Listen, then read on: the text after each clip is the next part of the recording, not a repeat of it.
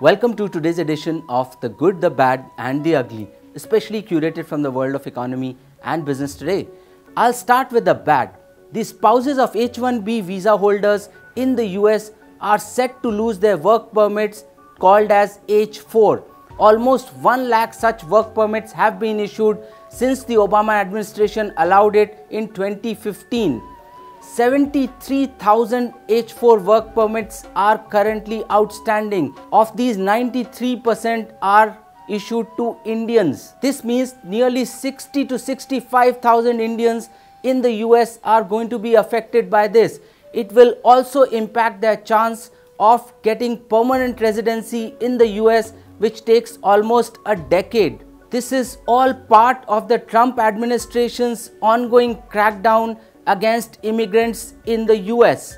This is what makes this bad. And now to the ugly. International crude prices have risen every day for the past week to cross $75 a barrel. This is the highest crude price since 27th of November 2014. Crude is now almost 20% up since February of this year. Global crude prices have been on fire since early 2017 when OPEC countries led by Saudi Arabia agreed on production cuts across the world.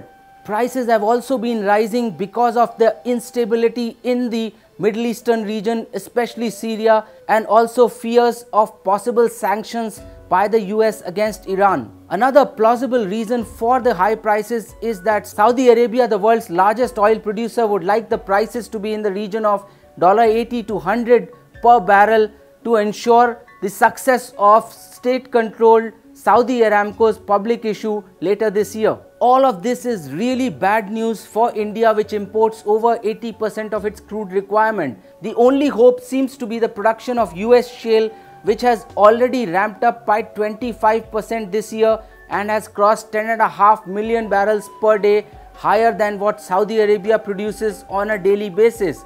Only when this oil hits the market will the prices calm down. And now to the good. It may be a small step for Indian Railways, but it's a giant leap for the environment. Railways has decided to do away with the practice of conducting tests for locomotive drivers, technicians, trackmen and gatemen, apart from others, on multilingual paper sheets. These tests will now be conducted online, and this is going to save nearly 7.5 crore paper sheets, which is equivalent to 10 lakh trees. The numbers are this huge because 2.37 crore people applied for 88,000 railway jobs this year. The other major reason to go online is to prevent leaking of papers. This thoughtful drive from Indian Railways is what makes this good for today.